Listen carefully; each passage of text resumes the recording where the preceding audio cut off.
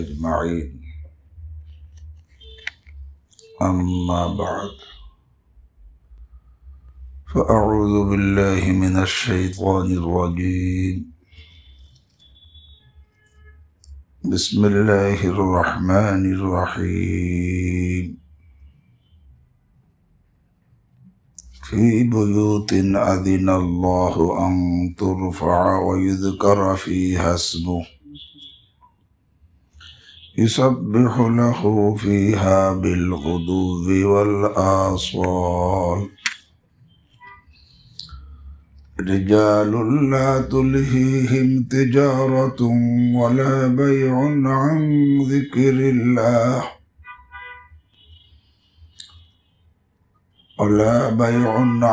ذكر الله وإقام الصلاة وإيتاء الزكاة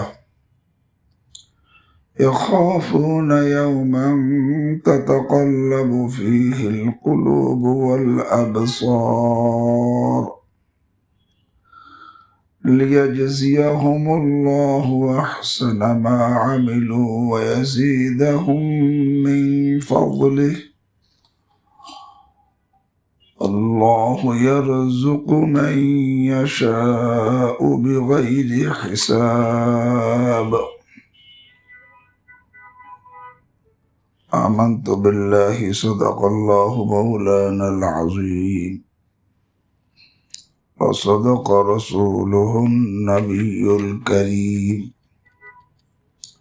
ونحن على ذلك من الشاهدين والشاكرين الحمد لله رب العالمين. سبحانك لا علم لنا إلا ما علمتنا إنك أنت العليم الحكيم. الحمد لله. الله رب العالمين أرحم الراحمين মেহেরবানি করে আমাদেরকে কোরআনে কারীমের মজলিসে বসার তৌফিক দান করেছেন। আল্লাহ রাব্বুল আলামিন মেহেরবানি করে কোরআনে কারীমের বরকতে আমাদের সকলকে হেদায়েত দান করেন। সূরাত নূর থেকে তেলাওয়াত করা হয়েছে 36 নম্বর আয়াত, 26 নম্বর আয়াত, 27 নম্বর আয়াত, 28 নম্বর আয়াত। এই 3 আয়াত তেলাওয়াত করা হয়েছে। কেননা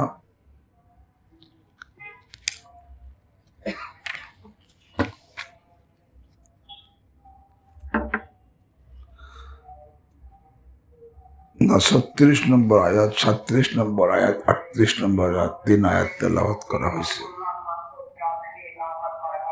কারণ সূরা নূর থেকেই তেলাওয়াত আলোচনা চলতেছিল।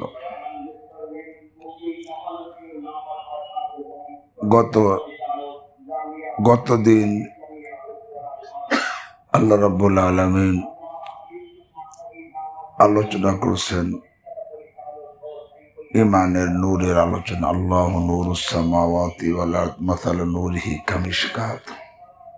হেদায়েতের নূর, ইমানের নূরের আলোচনা। এই আয়াতের মধ্যে এই আহলে হেদায়েত প্রাপ্ত লোক, আহলে নূর, নূরওয়ালা মোমেনরা, হেদায়েতওয়ালা মোমেনরা, তাদের আসল স্থান কোথায়, তারা অধিকাংশ সময়, বিশেষ করে 5 ওয়াক্ত নামাজের সময় কোথায় তাদেরকে দেখা যায়, এখান থেকে আল্লাহ বয়ান করছে সেই কথাটা। যারা হেদায়েত প্রাপ্ত মোমেন, নূরওয়ালা মোমেন, তাদের আসল স্থান, যেখানে তারা অধিকাংশ সময় থাকে। বিশেষ করে 5 ওয়াক্ত নামাজের সময় তাদেরকে দেখা যায়।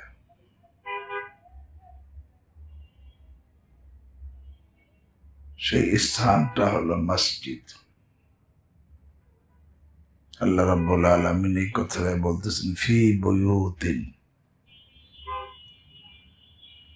হেদায়েত প্রাপ্ত মুমিনগণ তারা থাকে বা অবস্থান করে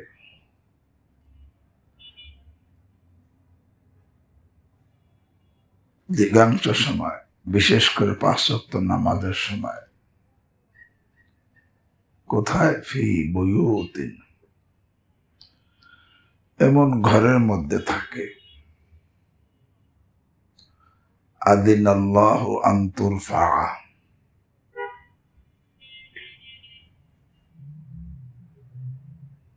আযিনাল্লাহ, আল্লাহ রাব্বুল আলামিন আদেশ করেছেন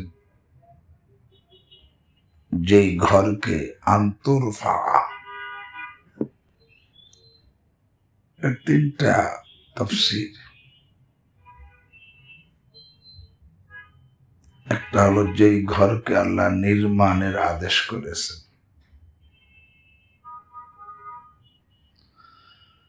দ্বিতীয় যেই ঘরকে আল্লাহ সম্মানের আদেশ করেছেন,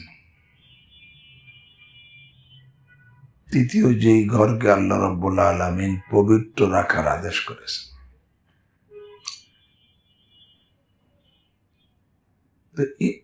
হেদায়েত প্রাপ্ত মুমিনরা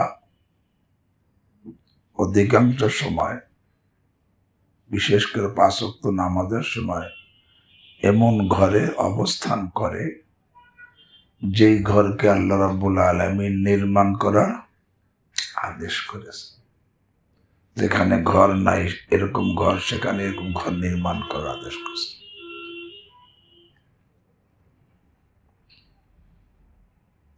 যেমন ইব্রাহিম ইসমাইল আলাইহিস সালাম কাবা ঘর নির্মাণ করছে, দাউদ আলাইহিস সালাম, সুলাইমান আলাইহিস সালাম মসজিদুল আকসা নির্মাণ করছে, মসজিদে নববী, মসজিদে কুবা রাসূলুল্লাহ সাল্লাল্লাহু আলাইহি ওয়াসাল্লাম নির্মাণ করেছে। এরকম দুনিয়ার যত মসজিদ আছে নির্মিত হয়েছে, এই ঘরকে আল্লাহ নির্মাণের আদেশ করছে।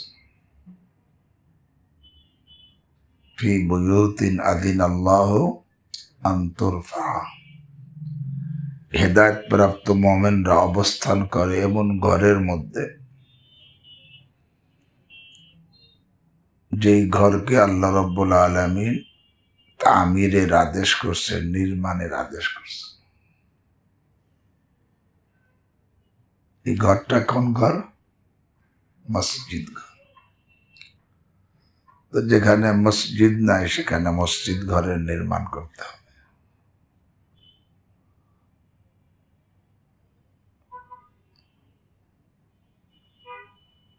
দ্বিতীয়, আন্তরফা, যেই ঘরকে আল্লাহ সম্মানের আদেশ, আদব রক্ষার আদেশ করছে, সেই ঘরের সাথে কোনো বেয়াদবি করা যাবে না, আদব রক্ষা করতে হবে। এই ঘরের অনেক আদব আছে। ইমাম কুরতুবী রাহিমাহুল্লাহ লিখছেন, তুই মসজিদ ঘরে যখন যাবে, কোন লোক মসজিদে নাই, তখনও সালাম দিবে, আসসালামু আলাইনা ওয়া আলা ইবাদিল্লাহিস সালিহিন। হ্যাঁ, মসজিদের মধ্যে লোক আছে, তারা কোনো নামাজ, তেলাওয়াত, জিকির, কোনো ইবাদতের মধ্যে না, এমনি বসে আছে, তখন তাদেরকে সালাম করবে, আসসালামু আলাইকুম। হ্যাঁ, যদি কেউ তেলাওয়াতের মধ্যে থাকে, জিকিরের মধ্যে থাকে, ইবাদতের মধ্যে থাকে, দোয়ার মধ্যে থাকে, আমলের মধ্যে আছে তখন তাকে সালাম দিবে না, তখন সালাম দেওয়া নিষেধ। কিন্তু যদি মসজিদে কোনো লোকজন নাই তখনও কি করতে হবে? সালাম দিতে হবে। কি বলে? আসসালামু আলাইনা ওয়া আলা ইবাদিল্লাহিস সালিহিন। আর লোক আছে তারা কোনো আমলে নাই, তখনও সালাম দিবে আসসালামু আলাইকুম ওয়া রাহমাতুল্লাহ। আর আমলে থাকলে আমলে অবস্থায় সালাম দেওয়া নিষেধ, তখন সালাম দিবে না। একটা হলো এই সালাম দেওয়া আদব। দ্বিতীয়, মসজিদে ঢোকার পরে মসজিদের জন্য তাহিয়াতুল মসজিদ আদায় করা। যদি সময়টা নিষিদ্ধ সময় না হয়, মাকরু সময় না হয়, 3 সময় নামাজ পড়া মাকরু, 3 সময় নামাজ পড়া নিষেধ। সূর্য উদয়ের সময়, ঠিক দ্বিপহরের সময়, আর ডোবার সময়, অস্তের সময়। আর 2 সময় মাকরু, ফজরের রক্ত হওয়ার পরে। এখন ফজরের 2 রাকাত সুন্নাত ছাড়া কোন নফল পড়া কি মাকরু। আসরের নামাজ হওয়ার পরে সূর্য ডোবার আগ পর্যন্ত কোন নফল পড়া কি মাকরু। যদি কেউ এই নিষিদ্ধ সময় বা মাকরু সময় মসজিদে প্রবেশ না করে, সেই সময় নিষেধও নাই মাকরুও নাই, তখন বসার আগে 2 রাকাত তাহিয়াতুল মসজিদ পড়া, এটা আদব।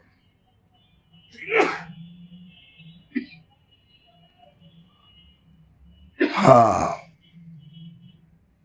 যদি নিষিদ্ধ সময় হয়, মাকরু সময় হয়, তখন কিতাবে লেখে কি যদি সুবহানাল্লাহ, আলহামদুলিল্লাহ, ওয়ালা ইলাহা ইল্লাল্লাহ, আল্লাহু আকবার, ওয়ালা হাওলা ওয়ালা কুওয়াতা ইল্লা বিল্লাহ পড়ে 3 বার, তো তাহিয়াতুল মসজিদ পড়ার ফজিলত আল্লাহ তাকে দান করবে। যেটা মসজিদের আদব। দ্বিতীয়, তাহিয়াতুল মসজিদ পড়া। 3 নম্বর আদব, মসজিদের মধ্যে কোনো ক্রয় বিক্রয় না করা।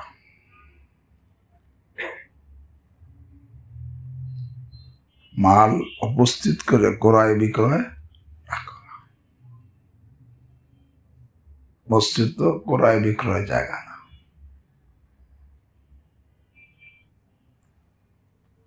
আমরা যে টাকা ভাঙ্গাই না, এসে গেছি মসজিল্লায় গেছি, বা এখন টাকা ভাঙ্গানো কিন্তু ক্রয় বিক্রয়, একে বায়ে সরব বলা হয়। কি বলা হয়? বায়ে সরব। এটা একটা ক্রয় বিক্রয়। আর এখানে উভয় পক্ষ, উভয় দিকে মাল, একটা নগদটা, এই একটা লোক নোট আর একটা ভাঙটি, উভয়টাই মাল। এখন যদি মসজিদের মধ্যে টাকা ভাঙ্গানো হয়, তো মসজিদের মধ্যে মাল হাজির করে ক্রয় বিক্রয় করা হয়ে যায়। এই জন্য মসজিদের মধ্যে কি টাকা ভাঙ্গাবে না।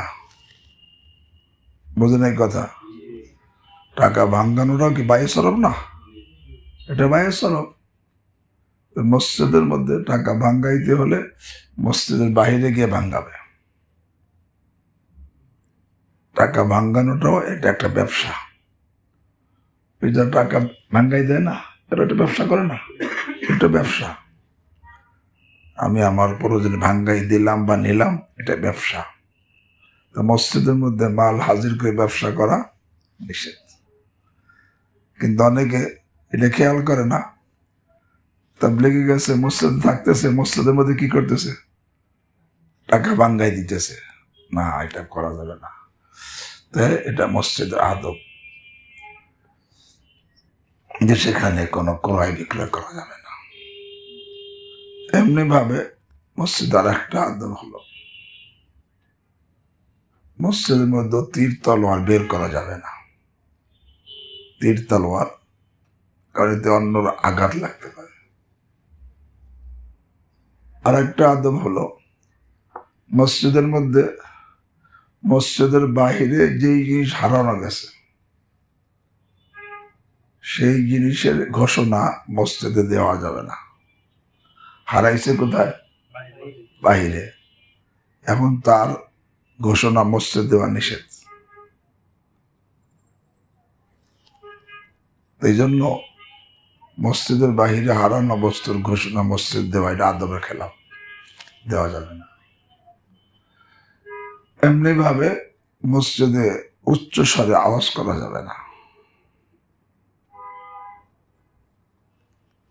জরুরি কথাও উচ্চ স্বরে কি বলা যাবে না। এমনি ভাবে মসজিদের মধ্যে দুনিয়াবি কথা বলা যাবে না।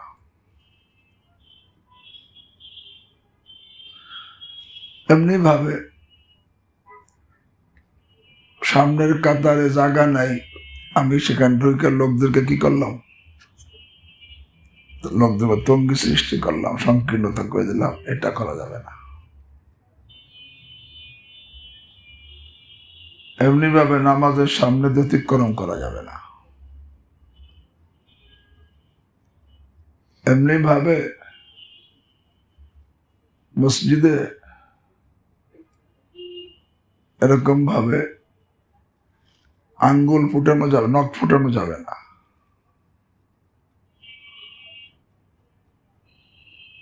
মসজিদের মধ্যে এরকম ভাবে নিজে সমস্ত দুর্গন্ধর নাপাক থেকে দুর্গন্ধতে পাক সাফ থাকতে হবে। সুতরাং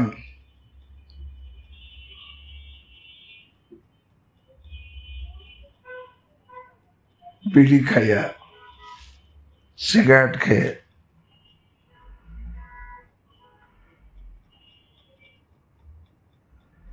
জর্দা খেয়ে, কাঁচা পেঁয়াজ রসুন খেয়ে, সাথে কেরোসিন তেলের হেরিকেন নিয়ে মসজিদে যাওয়া কি যাবে না। হাদিস আছে, মান আকালা মিন হাদিস শাজারাতে মুনতিনা ফালা ইয়াকরাবান্না মাসজিদানা। এই যে পেঁয়াজ রসুন যার মধ্যে গন্ধ আছে, যারা এটা খাবে তারা মুখ পরিষ্কার না করে মসজিদের নিকটে আসবে না। কেরোসিন তেলের বাতি এখন তো নাই, আগে ছিল। এটাও তো কত গন্ধ, এই বাতি নিয়ে মসজিদে যাওয়া যাবে না। এমনি ভাবে বিড়ি সিগারেটের মধ্যে গন্ধ আছে, জর্দার মধ্যে কি আছে, গন্ধ আছে। এগুলো খাইলে দাঁত পরিষ্কার, মুখ পরিষ্কার না করে যাওয়া যাবে না। নিজে পাক সাফ থাকতে হবে, এবং সাথে কোনো বাচ্চা বা পাগলকে নেওয়া যাবে না। এমনি ভাবে মসজিদের মধ্যে আল্লাহ জিকির বেশি বেশি করা। তো ওই মসজিদকে আল্লাহ সম্মান করা আদেশ করছেন, এইভাবে সম্মান করা। যেই কাজগুলো করবে সে মসজিদের হক আদায় করলো। তো আদিন আল্লাহ আন্তরফা, আল্লাহ আদেশ দিয়েছেন মসজিদকে সম্মান করা। এই জন্য প্রকাশ্য মানে এরকম ভাবে অসম্মানই হয় এমন কিছু মসজিদের সাথে করা যাবে না।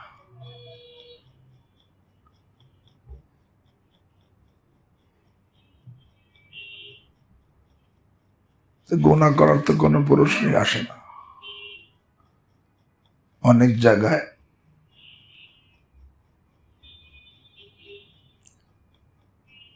ঠেকার কারণে ছেলেদেরকে মসজিদের মধ্যেই পড়ানো হয়, তারা মসজিদেই থাকে, জায়গা নাই। তাদের খুব সতর্ক থাকতে হবে। এটা মসজিদ ঘর, কিন্তু মসজিদের সাথে কোনো ধরনের কি না হয়, বেয়াদবি না। কারণ আল্লাহ এই ঘরকে সম্মান করার আদেশ করছে। এমনি ভাবে আদিন আল্লাহ অন্তরফা, আল্লাহ এই ঘরকে পবিত্র রাখার আদেশ করছে। এই ঘরকে অপবিত্র করা যাবে না, এমনকি অপবিত্র অবস্থায় এই ঘরে প্রবেশ করা কি যাবে না। একজনের গোসল ফরজ হয়ে গেছে, এখন তার মসজিদ যাওয়ার কি নেই, যাওয়া যাবে না।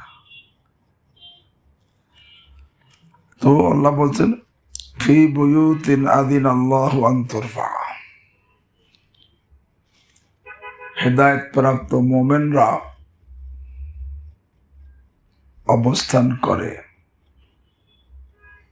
অধিকাংশ সময়, বিশেষ করে 5 ওয়াক্ত নামাজের সময়, এমন ঘরে যেই ঘরকে আল্লাহ রাব্বুল আলামিন নির্মাণের আদেশ করেছেন,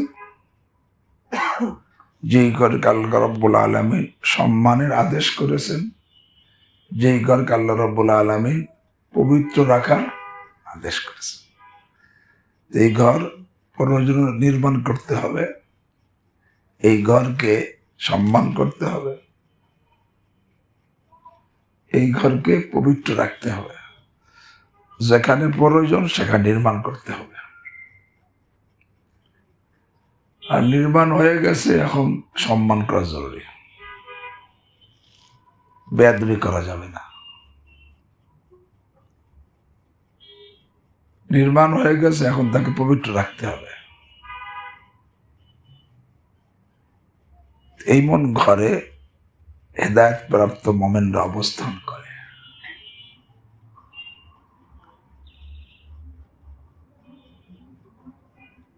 এই জন্য মসজিদ ঘরের বড় ফজিলত।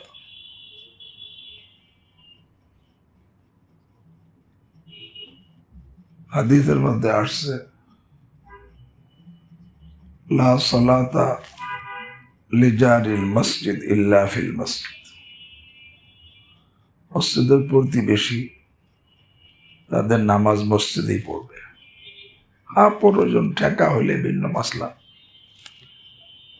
লা সালাতা লিজারিল মসজিদ ইল্লা ফিল মসজিদ। আল্লাহ এখানে এই ঘরকে আল্লাহ নির্মাণের আদেশ করছে, তবে ঘর তো পবিত্র ঘর, নির্মাণ করতে হবে পবিত্র টাকা দিয়া। হারাম টাকা দিয়ে নির্মাণ করলে সে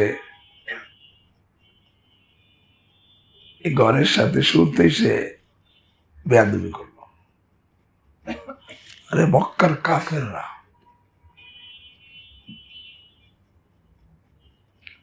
রাসূল করিম সাল্লাল্লাহু আলাইহি ওয়াসাল্লামের বয়স যখন 25,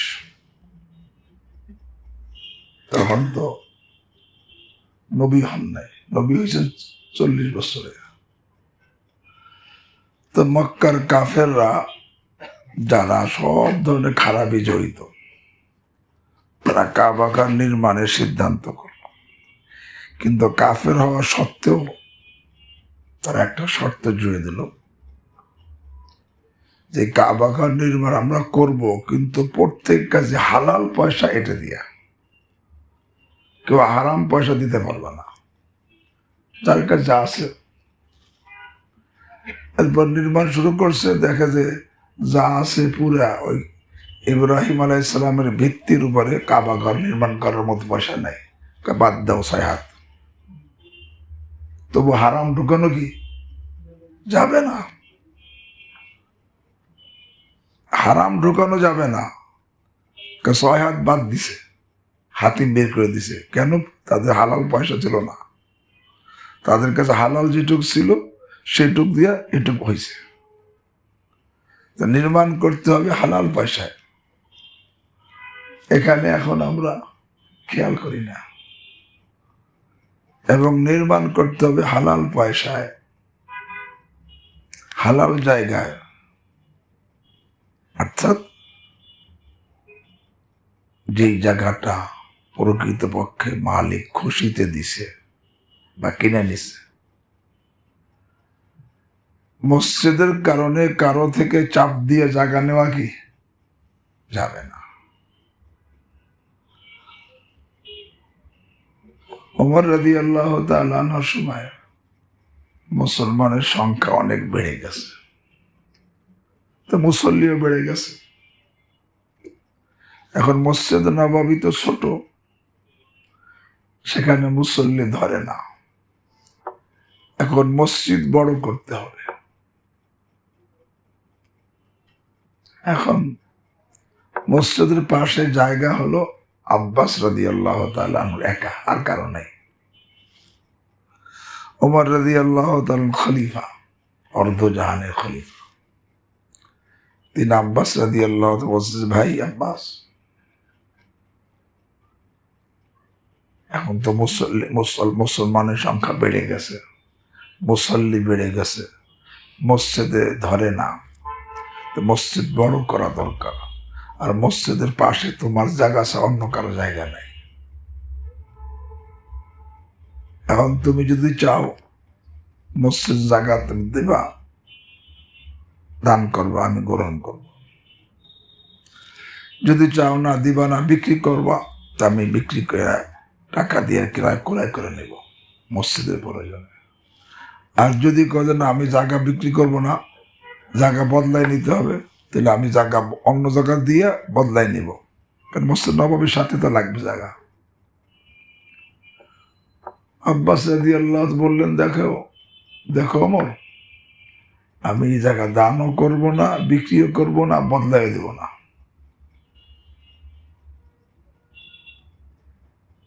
এই কথা যখন বলছে, দুইজন মধ্যে ঝগড়া, খলিফাতুল মুসলিমিন আর আব্বাস ঝগড়া। তো শরীয়তে মাসলা, কোরআনে মাসলা, যখন দুইজন ঝগড়া হয়, তৃতীয় পক্ষ কাউকে সালিশ বানিয়ে তাদের বিচার করানো, ফয়সালা করানো। দুইজনে উবাই ইবনে কাব রাদিয়াল্লাহু তাআলা আনহুকে সালিশ মানছে, খলিফাতুল মুসলিমিন আর আব্বাস দুজন গেছে। যে ওমর রাদিয়াল্লাহু বলছেন যে এখানে মুসল্লির সংখ্যা বেড়ে গেছে, এখানে মসজিদ বড় করার কোনো রাস্তা নেই, আর এখানে জায়গা এই আব্বাস রাদিয়াল্লাহু তাআলা তার। এখন আমি তাকে বলছি, তুমি চাইলে দান করতে চাইলে আমি নিয়ে নিব, তার দান গ্রহণ করব। বিক্রি করতে চাইলে আমি ক্রয় করে নেব, আর বদলাই দিলে আমি বদলাই নিব।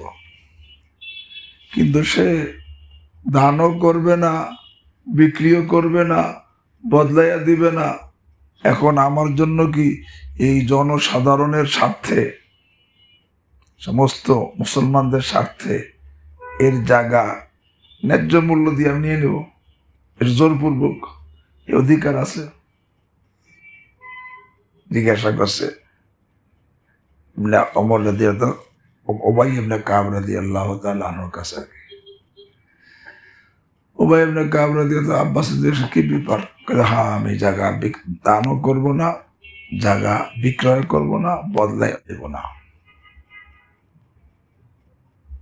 তখন উবাই ইবনে কাব রাদিয়াল্লাহু বললেন, ওমর রাদিয়াল্লাহু তাআলাকে, আমিরুল মুমিনিন, যখন জায়গার মালিক সে বিক্রি করতে, দান করতে রাজি না, বিক্রি করতে রাজি না, বদলাই দিতেও কি রাজি না, সুতরাং এখন আপনার জন্য এই জায়গা নেওয়ার বৈধ হবে না, যত প্রয়োজন হোক না কেন, যত প্রয়োজন হোক না কেন, এই জায়গা আপনার নেওয়া কি হবে না, কারণ সে তো খুশিতে দিতেছে না। আপনি টাকা দিয়ে নিলেও বৈধ হবে না, ডবল দাম দিলেও বৈধ হবে না, কিন্তু খুশি দিতেছে না। তখন ওমর রাদিয়াল্লাহু আনহু বললেন যে আপনি যে ফয়সালা করলেন এটা কি এই ব্যাপারে আপনার কাছে কোনো হাদিস আছে? হ্যাঁ, রাসূল করিম সাল্লাল্লাহু আলাইহি ওয়াসাল্লাম একটা হাদিস আমাকে শুনাইছেন। বলে কি? যে মসজিদ বাইতুল মাকদাস, যে মসজিদ আকসা, এক সময় মসজিদকে নির্মাণ করার প্রয়োজন, বড় করার প্রয়োজন হয়েছে, কিন্তু মসজিদের পাশে এক বৃদ্ধা মহিলার জায়গা। তখন সে বৃদ্ধা মহিলার কাছে অনেক অনুরোধ করা হয়েছে বিভিন্নভাবে, সে কোনোভাবে রাজি হয় নাই। যখন রাজি হয় নাই তখন ওই মসজিদ আর বড় করা হয় নাই। পরে অনেকদিন পরে সেই মহিলা যখন খুশি হয়ে দিছে তখন সেই জায়গা মসজিদ বড় করা হয়েছে। সুতরাং এখন যতই অসুবিধা হোক, মুসল্লির জায়গা মসজিদ না ধরুক, যতই কষ্ট হোক, কিন্তু জায়গা নেওয়া যাবে না। ঠিক আছে, তখন জায়েজ হবে না তো কেমনে দেব? ফয়সালা মাইনা এখন ফিরে আসতেছে ওমর রাদিয়াল্লাহু তাআলা আনহু, আব্বাস রাদিয়াল্লাহু তাআলা আনহু। এরপরে ফিরে আসার সময় আব্বাস রাদিয়াল্লাহু তাআলা আনহু ওমরকে ডাকছে, ওমর কি দেখো, আমি যে বলছিলাম এই জায়গা আমি মসজিদে দিব না, দান করব না, বিক্রি করব না, বদলাইয়া দিব না। আমার উদ্দেশ্য ছিল তুমি খলিফা হওয়ার কারণে তুমি ক্ষমতার অপব্যবহার করো কিনা এইটা দেখা আমার উদ্দেশ্য ছিল। আমার দেখা হয়ে গেছে, এখন মসজিদের জন্য যত জায়গা লাগে সব আমি দিয়ে দিলাম। তো বলতেছিলাম যে মসজিদের জন্য আমি নির্মাণ করব, একে তো হালাল পয়সা হইতে হবে, আর জায়গাটাও সঠিকভাবে নিতে হবে। এরকম ভাবে চাপ দিয়ে নিয়ে সেখানে মসজিদ বানাইলে হবে না। আদিন আল্লাহ আন্তরফা, এবং সাথে সাথে যে আমি নির্মাণ যে করব শুধু আল্লাহর জন্য হইতে হবে। ও আন্নাল মাসাজিদা লিল্লাহ, মসজিদ কার? আল্লাহর সন্তুষ্টির জন্য হইতে হবে, নামের জন্য না, দেখানোর জন্য না, প্রশংসার জন্য না, দুনিয়ার জন্য না। তো ফি বুয়ুতিন আযিনা আল্লাহ, হিদায়াত প্রাপ্ত মুমিনরা অধিকাংশ সময়, বিশেষ করে 5 ওয়াক্ত নামাজের সময় কোথায় থাকে? ফি বুয়ুতিন, এমন ঘরে থাকে যেই ঘরকে আল্লাহ রাব্বুল আলামিন নির্মাণ করার আদেশ করেছেন। সেই ঘর কোন ঘর? মসজিদ ঘর। সাথে সাথে আন্তরফার দ্বিতীয় অর্থ, যেই ঘরকে আল্লাহ সম্মান করার আদেশ করেছেন। মসজিদ হওয়ার আগে ইখতিলাফ চলবে, যেন মসজিদ করব কি করব না, অধিকার আছে। মসজিদ নির্মাণ করো, এখানে আমরা মসজিদ বানাবো কি বানাবো না এই নিয়ে মতনৈক্য করার অধিকার আছে। এক ভাই করে আমরা এখানে বানাবো না বানাবো না, কিন্তু মসজিদ হয়ে গেলে আর মতনৈক্যের অধিকার নাই। এখন সকলে কি করতে হবে? সম্মান করতে হবে। আদিন আল্লাহ, এবং মসজিদ হওয়ার পরে এটাকে পাক পবিত্র রাখতে হবে। ফি বুয়ুতিন আযিনা আল্লাহু আন তুরফা, আল্লাহ এই ঘর হলো হেদায়েত প্রাপ্ত মুমিনদের স্থান। হেদায়েত প্রাপ্ত মুমিনদের স্থান এই ঘরে অধিকাংশ সময়, বিশেষ করে 5 ওয়াক্ত নামাজের সময় তারা মসজিদে থাকে। এই জন্য হাদিসের মধ্যে আসছে 3টা আমলে গুনাহ মাফ হয়। এবং এত নেকিও হয়, গুনাও মাফ হয় যে ফেরেশতারা এই আমলের নেকি কে আল্লাহর কাছে পৌঁছাবে এই নিয়ে ঝগড়া করে। সে তিনটা আমল কি? মাশিউল আকদাম ইলাল জামাআত,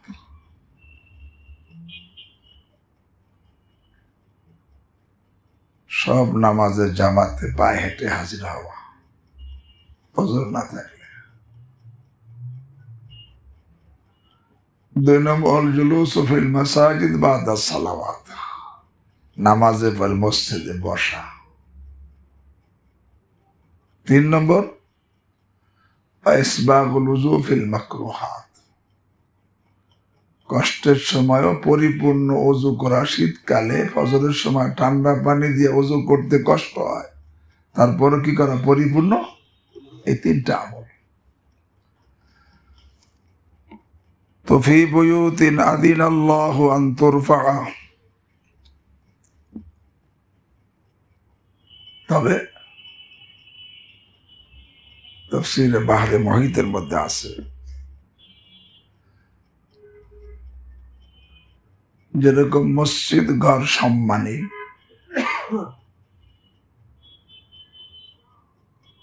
এরকম আরো 2টা ঘর সম্মানী।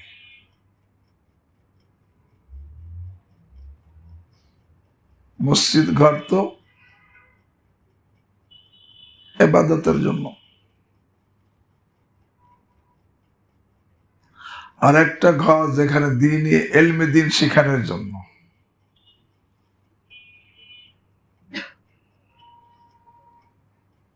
ইলমে দ্বীন শিখানোর জন্য একটা ঘর আছে, সেখানে মোমেনরা থাকে। সেই ঘরটার নাম কি? এই ঘর সম্মানের জন্য। আর একটা ঘর আছে যেখানে ওয়াজ নসিহত হয়, জিকির আজকার শিখানো হয়, আত্মশুদ্ধি করা হয়। এই ঘরটার নাম কি? খানকাহ।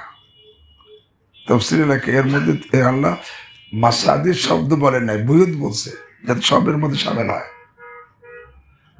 মসজিদ বলে তো সবটা, খালি একটা হইতো। ফি বুয়ুতিন, তো বোঝা গেল হেদায়েত প্রাপ্ত মুমিনরা মসজিদেও থাকে, মাদ্রাসাও থাকে, খানকাও থাকে। হ্যাঁ, মসজিদেও থাকে, মাদ্রাসাও থাকে, খানকাও থাকে। কারণ হেদায়েত প্রাপ্ত মুমিন যারা, তারা তেলাওয়াত করে, নামাজও পড়ে, জিকিরও করে। তেলাওয়াতের সেখানে জায়গা কোথায়? আর নামাজ আদায়ের জায়গা, আর জিকিরের জায়গা। অতলু মা উহিয়া ইলাইকা মিনাল কিতাব ওয়া আকিমিস সালাহ ইন্নাস সালাতা তানহা আনিল ফাহশা ওয়াল মুনকার ওয়া যিকরুল্লাহি আকবার। তেলাওয়াতে কিতাব, ইকামতে সালাত আর যিকরুল্লাহ। তেলাওয়াতে কিতাব শিখানো হয়, ইকামতে নামাজকে কায়েম করা হয়, জিকির শিখানো হয় খানকায়। ফি বুয়ুতিন আযিনাল্লাহু আন তুরফা, হেদায়েত প্রাপ্ত মুমিনরা অবস্থান করে এমন ঘরের মধ্যে যেই ঘরকে আল্লাহ রাব্বুল আলামিন নির্মাণের আদেশ করেছেন, সম্মানের আদেশ করেছেন, পবিত্র রাখার আদেশ করেছেন। ওয়ায়ুযকারা ফীহা ইসমুহু, যেই ঘরের মধ্যে আল্লাহর নামে জিকির হয়, মানে সব ইবাদত হয়। ইউসাব্বিহু লাহু ফীহা বিল গুদুব্বি ওয়াল আসাল, সেই ঘরের মধ্যে সকাল সন্ধ্যায় আল্লাহর পবিত্রতা বর্ণনা করে। ইউসাব্বিহু, পবিত্রতা বর্ণনা করে, লাহু, আল্লাহ, ফিহা, ওই ঘরের মধ্যে, বিল গুদুব্বি, সকালে, ওয়াল আসাল, বিকালে, মানে সকাল সন্ধ্যায় যেই ঘরের মধ্যে আল্লাহর পবিত্রতা বর্ণনা করে। কারা করে?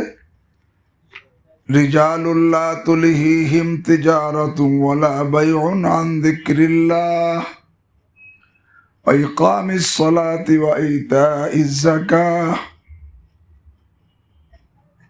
আল্লাহ কয় এমন কিছু বান্দারা, রিজাল, এমন কিছু পুরুষরা সেই ঘরের মধ্যে আল্লাহর পবিত্রতা বয়ান করে, নামাজ কালাম পড়ে। রিজাল কইছে, নিসা কয় না কেন? হাদিস আছে খায়রু মাসাজিদিন নিসা কারু বুয়ুতিহিন্না, খায়রু মাসাজিদিন নিসাই কারু বুয়ুতিহিন্না। মহিলাদের উত্তম মসজিদ কোনটা? আরে ঘরের একেবারে গভীরে। এই জন্য এখানে কইছে রিজাল, পুরুষ, মহিলা কয় না। রিজালুন, যেই ঘরের মধ্যে সকাল সন্ধ্যা আল্লাহর পবিত্রতা বয়ান করে এমন কিছু পুরুষ লোকেরা। লা তুলহিহিম তিজারাতুন ওয়ালা বাইউন আন যিকরিল্লাহি ওয়া ইকামিস সালাতি ওয়া ইতাইজ যাকাহ। যাদেরকে গাফেল করতে পারে না, লা তুলহিহিম মানে যাদেরকে গাফেল করতে পারে না। তিজারাত, ব্যবসা, ব্যবসা যাদেরকে গাফেল করতে পারে না। ওলা বাইউন, বিক্রয় যাদেরকে গাফেল করতে পারে না। আন যিকরিল্লাহ, আল্লাহর স্মরণ থেকে, আল্লাহর হুকুম থেকে। তারা ব্যবসা করে, ক্রয় বিক্রয় করে, কিন্তু আল্লাহর বিধান থেকে গাফেল হয় না। কেমন বিধান ব্যবসার জন্য? একটা বিধান হলো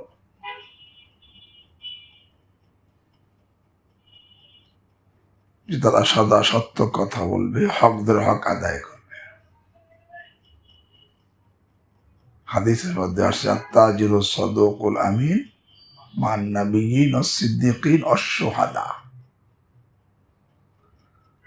আত্তাজির ওই ব্যবসায়ী, সাদুক যে লোকটা সর্বদা সত্য কথা বলে, সর্বদা, মাঝে মাঝে না।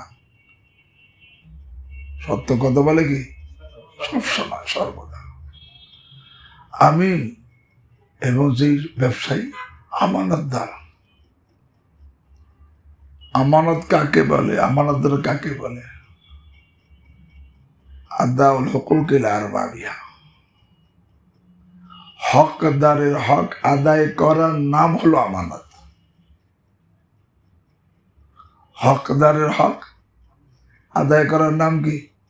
আমানত। আল্লাহ হকদার, বান্দাও হকদার। যে ব্যবসায়ী আমিন মানে ব্যবসা করতে আল্লাহর কোনো হক নষ্ট করে না, বরং আল্লাহর প্রত্যেকটা হক আদায় করে, বান্দাদের প্রত্যেকটা হক আদায় করে। ব্যবসা করতে গিয়া আল্লাহর হক আদায় করে, বান্দার হক আদায় করে। আল্লাহর হক নষ্ট করে না, বান্দার হক নষ্ট করে না।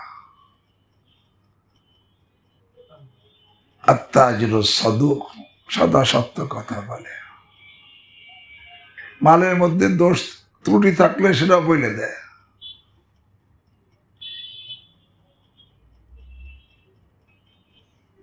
হাদিসে বুখারীর মধ্যে হাদিস আসছে,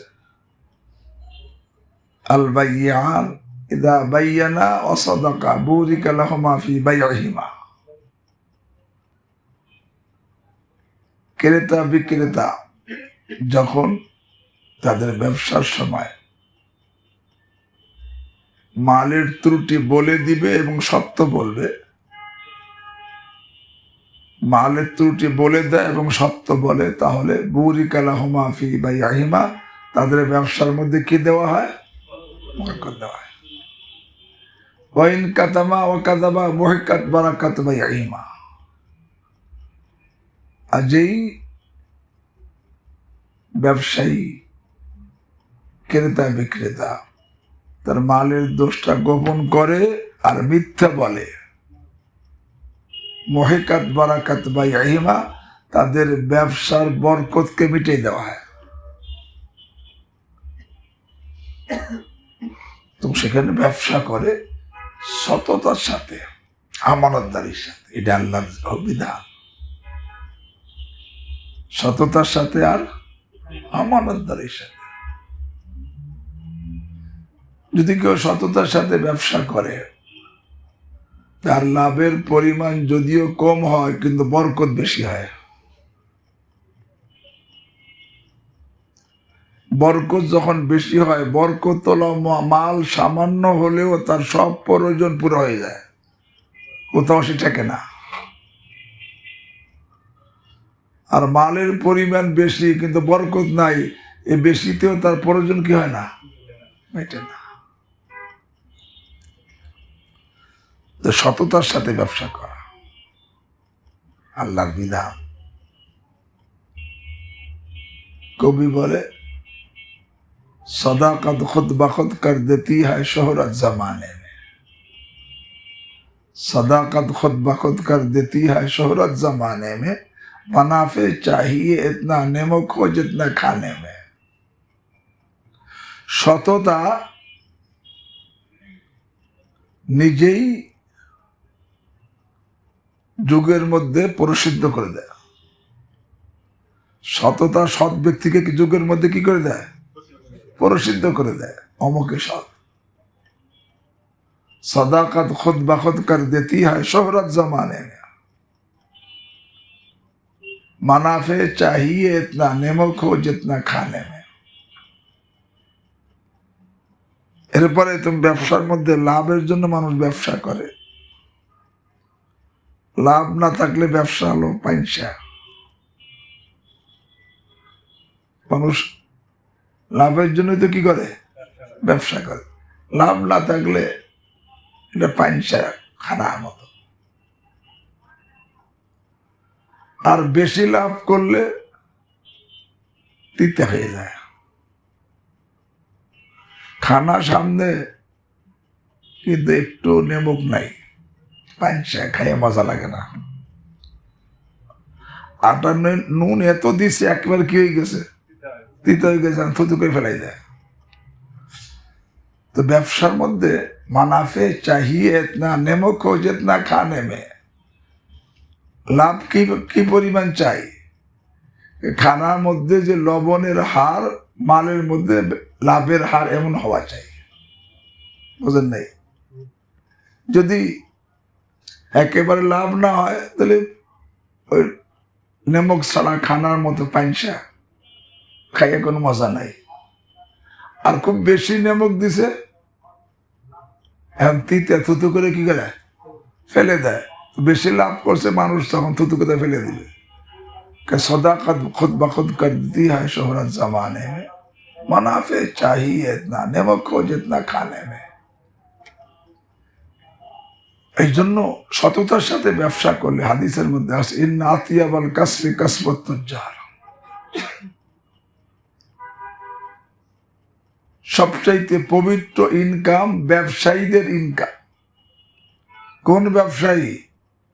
যাদের মধ্যে 7টা গুণ থাকবে। কয়টা গুণ? আল্লাযীনা ইযা হাদাসু লাম ইয়াকযিবু। 1 নম্বর গুণ, ব্যবসায়ী যখন সে কথা বলবে তখন কি বলবে না, মিথ্যা বলবে না। 2 নম্বর, ওয়াইজা ওয়াদু লাম ইখলিফু, ব্যবসায়ী যখন ওয়াদা করবে খেলাফ। 3 নম্বর, ওয়াইজা তুমিনু লাম ইয়াখুনু, ব্যবসায়ীর কাছে যখন নাকি আমানত রাখা হবে সে খেয়ানত করবে না। 4 নম্বর, ওয়াইজা ইশতারাউ লাম ইয়াদুম্মু, ব্যবসায়ী যখন মাল ক্রয় করবে তখন মালের দাম কমানোর জন্য অনর্থক দোষ বের করবে না, যেটা দোষ না, যেটা দোষ, অথচ এই মালটা সে নিয়ে 1 নম্বরকে বিক্রি করবে। কেনার সময় কি কয়, এটা দোষী মাল।